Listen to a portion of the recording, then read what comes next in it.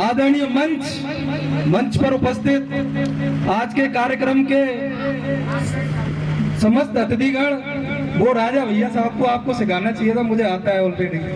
आदरणीय मंच पर उपस्थित आज के कार्यक्रम के सारे अतिथिगण, यहाँ पर इस भरी दोपहरी में जितने भी गांव से लोग आए हैं, बुजुर्ग लोग आए हैं, उन सबको मैं सादर चरणों में नमन करता हूं। सर्वप्रथम मैं टीम महाजीतपुरा को हार्दिक बधाइयां देना चाहूंगा कि उन्होंने एक जो शुरुआत की है, कहीं ना कहीं ये मील का पत्थर साबित होगी आने वाले टाइम में। और आज ये प्रोग्राम जो हिंदुस्तान की दो महान वीर सपूत, वीर शिरोमणि महाराणा प्रताप जी और पृथ्वीराज चौहान जी को उनकी जयंती पर याद करते हुए नमन करने का जो कार्यक्रम आयोजित किया है, उसको मैं हार्दिक वंदन करता हूं, अभिनंदन करता हूं। दोस्तों, मैं इस मंच पर शायद सबसे छोटा हूं, तो कुछ बातें ऐसी कहता हूं, शायद लोगों को थोड़ी सी चुभन होगी, लेकिन सच्चाई कड़वी होती है। और मेरा जहां तक नेचर रहा है, मैं बोलता हूं हमेशा, चाहे सच अच्छा हो चाहे बुरा हो। बात अगर आज हम यहाँ पर सब इकट्ठा हुए हैं, एक जाजम पर इकट्ठा हुए हैं, तो आज हमें कहीं ना कहीं ये सोचने की आवश्यकता है कि आज हम अपने समाज को कहाँ ले जाना चाहते हैं। हमारे पूर्वजों ने जो गौरवशाली विरासत हमें दी थी, क्या हमने उसके साथ न्याय किया है? क्या हमने अपने पूर्वजों के जो बलिदान हुए थे, जो लाखों लोगों ने अपने सर कटाए थे, लाखों महिलाओं ने, माताओं ने जो अग्नि में हंसते हंसते हुए अपने प्राणों का त्याग किया था, उनके बलिदानों के साथ न्याय किया है? मुझे माफ करना, लेकिन मैं सहमत नहीं हूँ। कहीं ना कहीं हम न्याय नहीं कर पाए अपने पूर्वजों के बलिदानों के साथ। ये आजादी, ये स्वतंत्रता, इसकी हमने बड़ी कीमत चुकाई है। खानवा के युद्ध में जब बाबर की तोपें आग उगल रही थी, उन तोपों का मुंह बंद करने के लिए हमारे पूर्वजों ने अपने सर घुसा के अपने शरीर के चितड़े उड़वाए थे। जब हमारी महिलाएं, माताएं, बहनें जब किले पर आक्रमण होता था, तो हंसते हंसते अपने 2-3 साल के बच्चों को लेके अग्नि में प्रवेश करती थी, अपने प्राणों का त्याग करती थी। तो ये कोई आजादी हमने ऐसे ही प्राप्त नहीं की है, जो इतिहास में लिखा गया है। इस आजादी के लिए हमने कड़ा मूल्य चुकाया है। तो आज कहीं ना कहीं हमें सोचने की जरूरत है कि आज हमारा समाज किस ओर जा रहा है। अगर बात की जाए आर्थिक दृष्टि से, तो जो लोग बोलते हैं कि राजपूतों ने क्या किया हिंदुस्तान के लिए, उनको बस एक ही चीज बोलना आज के बाद, 43 गढ़, 7,800 किले और 40 लाख एकड़ से ज्यादा जमीन हमने रियासतें दान में दी थी, जब जाके ये हिंदुस्तान आपको मिला है। अगर बात की जाए आर्थिक स्थिति की, तो हमें किसी अन्य जाति से कंपैरिजन करने की, तुलना करने की आवश्यकता नहीं है। हमें खुद का आत्मचिंतन करने की आवश्यकता है कि हम पहले कहां थे, आज कहां आ गए हैं। बात की जाए राजनीतिक दृष्टि से, एक टाइम था कि दिल्ली में जो सबसे बड़ी पंचायत होती है, वहां पे तकरीबन 100 के आसपास आपके सांसद जाया करते थे पूरे देश से चुनकर। आज देख लो क्या हालत है। हमें अपने वजूद के, अपने हक के लिए लोगों के सामने हाथ फैलाने पड़ रहे हैं, भीख मांगनी पड़ रही है। ये आज की स्थिति है। बात की जाए सामाजिक स्थिति की, तो आए दिन आप अखबारों में पढ़ ही रहे हैं कि सामाजिक स्थिति कैसी चल रही है समाज की। पिछले 2-4 महीनों में जितने केसेज हुए हैं, जितने भी मामले आए हैं, ठाकुर आपस में ही लड़ रहे हैं, आपस में ही केस हो रहे हैं, आपस में ही पुलिस को पैसे खिला रहे हैं, आपस में ही वकीलों के चक्कर काट रहे हैं, कचहरियों के चक्कर काट रहे हैं। तो ये सामाजिक चेतना का ये नतीजा है कि आज हम इस स्थिति में आ गए हैं, एक दूसरे के खून के प्यासे हो गए हैं। लेकिन ये सब स्थिति कैसे हुई है, इसकी जिम्मेदारी किसी ना किसी को लेनी पड़ेगी। और ये जिम्मेदारी, जो जिम्मेदार आपका कोई दोष नहीं है। आपने बाढ़ पंच से लेके दिल्ली की पंचायत तक सांसद चुन के भेजे हैं। पार्षद हो, नगर पालिका चेयरमैन हो, प्रधान हो, जिला प्रमुख हो, विधायक हो, सांसद हो, मंत्री हो, यहाँ तक आपने प्रधानमंत्री भी चुन के दिए अपने समाज से। लेकिन इस समाज के लिए उन लोगों ने कुछ नहीं किया। और हमारी कमियां ये रही कि कभी हमने उनसे जवाब नहीं मांगा। तो युवाओं से मेरी दरख्वास्त है कि आज समय आ गया है कि हमें सोचना पड़ेगा, विचार करना पड़ेगा, हमें अपने हक के लिए लड़ना पड़ेगा, अपने वजूद के लिए, अपने हक के लिए लड़ना पड़ेगा, हमें अपने अधिकार मांगने पड़ेंगे। आजकल वो कहावत सुनिए ना, बूढ़े बड़े बैठे हैं कि बिना रोए तो अम्मा भी दूध ना पिलाती।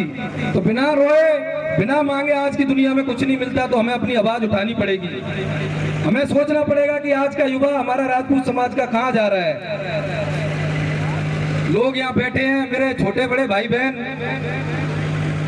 आप लोगों को थोड़ी कड़वी लगेंगी, लेकिन मैं ये बोलना चाहूंगा, केवल फेसबुक और इंस्टाग्राम पे स्टोरी डालने से कि ठाकुर हैं हम, इससे कुछ नहीं होगा।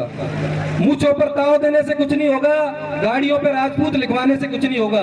हम क्या साबित करना चाहते हैं, क्या साबित करना चाहते हैं? अगर ये खेत हमारा है तो इसके कोने पे अपना बोर्ड गाड़ के हम ये साबित करना चाहते हैं कि ये खेत हमारा है, ये पूरा भारत हमारा है और इस भारत के हमें हमारा हक बनता है पूरे देश पर।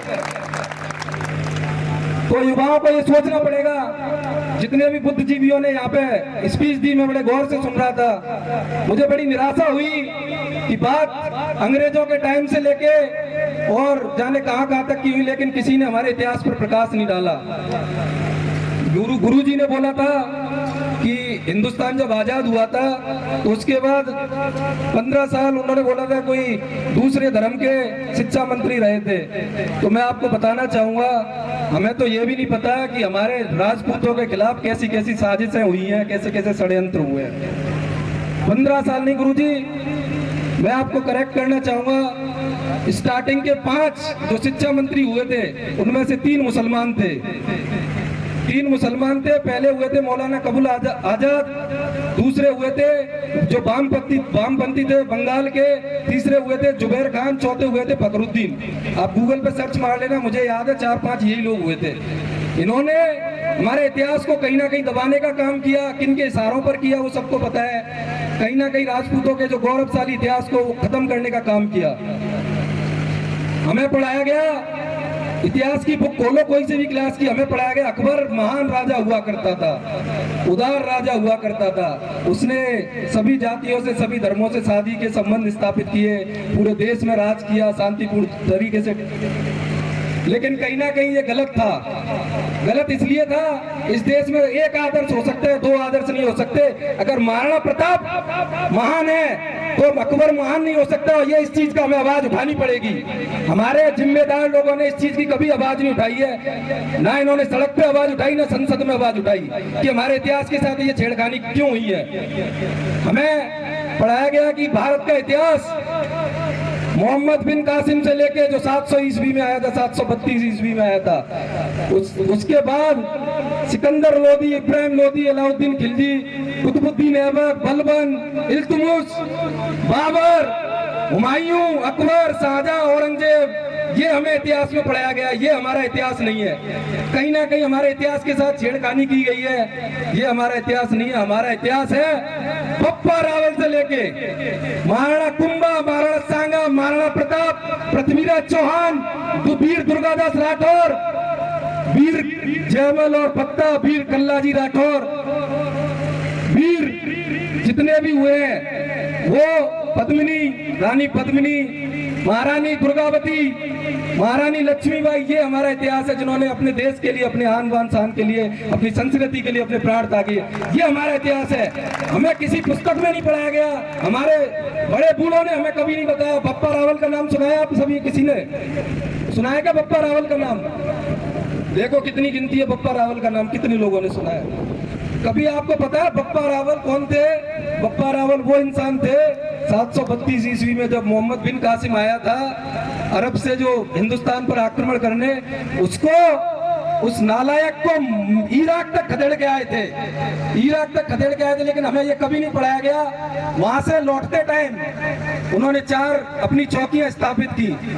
एक चौकी जो आज जो पड़ोसी मुल्क जो भीख में देश लेके बैठा है, रावलपिंडी सुनाया किसी ने? जहाँ पाकिस्तानी फौज का हेडक्वार्टर है रावलपिंडी, पिंडी नाम की जगह पे एक चौकी स्थापित की थी। उनको, उस जगह को बप्पा रावल के नाम से, रावलपिंडी के नाम से जाना जाता है। हमें गर्व करना चाहिए इन चीजों पर, लेकिन ये चीजें हमें कभी बताई नहीं गई। हमें बताया गया कि दिल्ली की सल्तनत ने हिंदुस्तान पर राज किया। कभी ये बताया गया कि राणा हमीर ने 6 महीने के लिए मोहम्मद बिन तुगलक को बंदी बना के अपने किले में रखा था। कभी हमें ये नहीं बताया गया कि राणा लक्षराज ने फिरोज शाह तुगलक को 6 महीने के लिए बंदी बना के रखा गया था। कभी ये नहीं बताया गया कि महाराणा कुंभा ने खिलजी को 6 बंदी बना के रखा था। कभी ये नहीं बताया गया कि महाराणा सांगा ने, जो मेरे हिसाब से सबसे अंडर एस्टिमेट राजपूत योद्धा जो हमारे इतिहास में किए गए हैं, महाराणा सांगा को मैं मानता हूँ। महाराणा सांगा ने,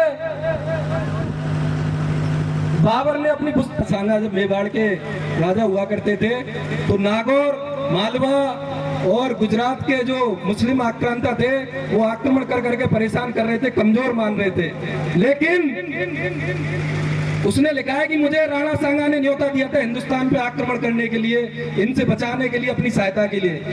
उस बेवकूफ को कौन बताए, उन इतिहासकारों को कौन बताए?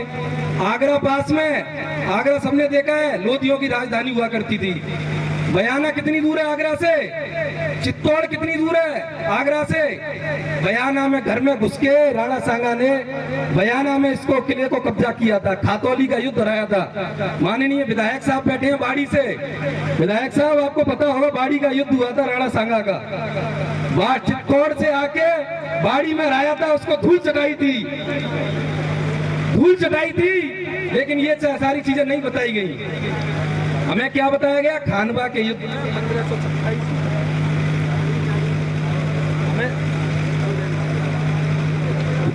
हमें पढ़ाया गया, खानवा के युद्ध में राणा सांगा की हार हुई थी, उनको जहर देके मार दिया गया, लेकिन कभी उनकी वीरता के चर्चे नहीं सुनाए गए।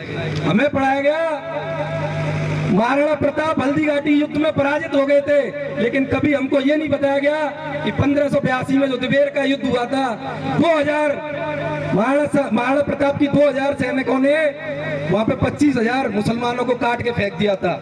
ये हमें कभी नहीं पढ़ाया गया। मैं धन्यवाद देना चाहूंगा इंग्लैंड के उस इतिहासकार को, कर्नल जेम्स टॉड को। उन्होंने अपनी पुस्तक में लिखा है कि अगर हल्दी घाटी, अगर हिंदुस्तान का थर्मोपोल है तो देवर हिंदुस्तान का मैराथन है। लेकिन हमने कभी अपने गौरव पे कभी गर्व महसूस नहीं किया। हमें तो बस वही चीजें पढ़ाई गई जिससे हमारा कमजोर समाज कमजोर हो। आपको पता है शिवाजी महाराज कौन थे? शिवाजी महाराज मराठा थे या राजपूत थे? पता है क्या किसी को? राजपूत थे। आज नोट करके जाना, याद रखना इस चीज को। राणा हमीर उनके पापा थे हरि सिंह, पिताजी हरि सिंह थे, चाचा थे अजय सिंह। पिताजी के मरने के बाद चाचा अजय सिंह उनके शासक बने। सज्जन सिंह अजय सिंह का बेटा था। जब इन्होंने अजय सिंह जी ने राणा हमीर को शासक बनाया तो सज्जन सिंह नाराज होकर पुणे चले गए, महाराष्ट्र में चले गए। वहां जाके 19वीं पीढ़ी में जिन शिवाजी महाराज को हम राजपूतों से अलग दिखाया जाता है, मराठा के तौर पर दिखाया जाता है, वो हमारे पूर्वज हैं। इस चीज पे हमें गर्व करना चाहिए। उन्होंने मुगलों की जो खाल उधेड़ी, वो शायद उनके अलावा उनको उसी भाषा में जवाब देना एक ही इंसान था जो शिवाजी महाराज ने किया था। अब मैं मुद्दे की बात पे आता हूँ। समाज को कहीं ना कहीं सोचना चाहिए। जो कुरीतियां चल रही है, मीटिंगें होती हैं, बहुत सारी मीटिंगें होती हैं, बहुत सारे गणमान्य लोग बैठे हैं, चर्चाएं होती हैं, लेकिन वो कहीं ना कहीं हमारे जो खिलाफ षड्यंत्र हो रहे हैं उनको पहचान नहीं पा रहे। हमें स्कूलों में हमारे माइंड सेट किए जाते हैं बच्चों के, ठाकुरों के बच्चों के, कि ठाकुर का लड़का है क्या करेगा पढ़ के। अरे तुझे पढ़ना थोड़ी है, तुझे नौकरी थोड़ी ना करनी है, तुझे तो घर वालों का काम संभालना है, ये करना है वो करना है। क्योंकि हमारे स्कूल ही नहीं है, हम कॉलेज स्कूल लाइन में है ही नहीं। जिन लोगों ने कब्जा कर रखा है वो लोग बोलते हैं, बेटियों से बोलते हैं कि ऐसा है क्या करोगी पढ़ के, तुम्हें तो शादी करनी है। आपने कभी स्कूलों में जाके कभी अपने बच्चों के दिमाग वाले मेंटल प्रेशर को नापना कि उनके ऊपर कितना प्रेशर रहता है? आपका बच्चा प्रतिभावान होते हुए भी टीम का कैप्टन नहीं बन पाता। आपका बच्चा प्रतिभावान होते हुए भी प्रैक्टिकल में नंबर कम क्यों लाता है? आपने कभी पूछा है? ये छोटी छोटी बातें हैं, इनको हम इग्नोर करते आ रहे हैं और ये बहुत बड़ी बात है। अगर इनको हम ध्यान देंगे तो कभी हमने ये नहीं सोचा कि हमारा समाज आज किस ओर जा रहा है। हमें ये सोचने की जरूरत है। कुरीतियां चल रही हैं। आज जितने भी भागवत कथा हो रही है, कौन सी जातियां भागवत कथाएं करा रही हैं? ठाकुरों के अलावा कोई करा रहा है क्या?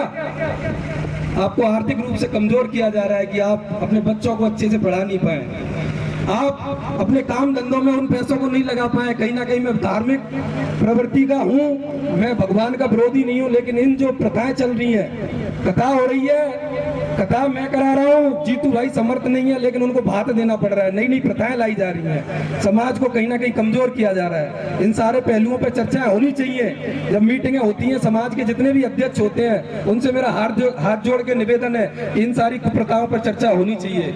हमारे समाज से मैं ज्यादा नहीं मांगूंगा, IAS IPS मुझे उम्मीद भी नहीं है। जो हालात चल रहे हैं आज की डेट में, कम से कम आ रहे हैं सरकारी कर्मचारी, बिजनेस में, स्पोर्ट्स में कोई तो सक्सेसफुल हो, उसका सपोर्ट करो।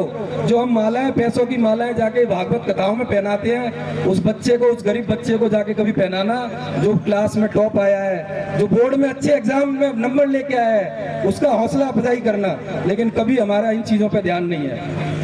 बात अब मैं करता हूं माजिदपुरा टीम की। एक छोटी सी कहानी के माध्यम से, एक जंगल में आग लगी थी। जंगल के सारे जानवर, हाथी हो, शेर हो, मगरमच्छ हो, सब अपने अपने जबड़ों में अपनी कैपेसिटी के अनुसार पानी लाकर उस आग पर डाल रहे थे। एक चिड़िया थी छोटी सी, 2 बूंद पानी लेके आती नदी से और आके पानी डालती। जब जब इस जंगल का इतिहास लिखा जाएगा, मेरा नाम आग बुझाने वालों में आएगा, आग लगाने वालों में नहीं आएगा। तो माजिदपुरा टीम का नाम राजपूतों को एक करने में लिखा जाएगा। कभी ये नहीं लिखा जाएगा कि वहाँ पे संख्या कम थी। जो दोपहर में आए हैं वो संख्या कम नहीं है। जो जज्बा है, उस जज्बे को हमें नमन करना चाहिए, सलाम करना चाहिए। और ये जीतू भाई के लिए, जीतू भाई थोड़े कमजोर पड़ रहे थे। अगर आपको बोले कि आप कमजोर हो तो एक लाइन बोलना बस उसको। एक अखबार हूँ, मेरी औकात ही क्या है। मैं एक अखबार हूँ, मेरी औकात ही क्या है, लेकिन सारे शहर में आग लगाने के लिए काफी है। और यहाँ पर आए सभी लोगों से मैं एक संकल्प लेना चाहूंगा। भले ही बेटियों की शादियों में 1-2 लाख रुपए कम दे देना दहेज में, लेकिन अपनी बच्चियों को पढ़ाना, बच्चियों को एजुकेटेड, अच्छी एजुकेशन देना। हमारी बच्चियां, जहाँ तक मैंने नोटिस किया है, क्योंकि मैं भी 2 बच्चियों का चाचा हूँ जो कॉलेज में पढ़ रही है, हमारी बच्चियां हमारे बच्चों से ज्यादा टैलेंटेड है, उनमें हम उनसे ज्यादा प्रतिभा है। लेकिन कहीं ना कहीं हमारे समाज के दकियानुसी विचारों की वजह से हमारी बच्चियों को 12th के बाद, कॉलेज के बाद घर बिठा दिया जाता है। तो बच्चियां क्या है, 2 घरों की नींव होती है। अगर हम बच्चियों को पढ़ाएंगे तो कहीं ना कहीं आगे जाके अपने बच्चों को संस्कारवान बनाएंगे। लास्ट में मैं अपनी वाणी को विराम देना चाहूंगा, बस 2 शब्द बोलना चाहूंगा। अब हमारा युवा चुप बैठने वाला नहीं है, तो युवाओं की साइड के लिए मैं बोलना चाहूंगा, दरिया तेरी खैर नहीं, बूंदों ने बगावत कर दी है। दरिया तेरी खैर नहीं, बूंदों ने बगावत कर दी है। नादाना समझ बुज़दिल इनको, नादाना समझ बुज़दिल इनको, लहरों ने बगावत कर दी है। हम परवाने मौत समा मरने का किसको खौफ यहाँ, रे तलवार तुझे झुकना होगा, गर्दन ने बगावत कर दी है। भारत माता की, भारत।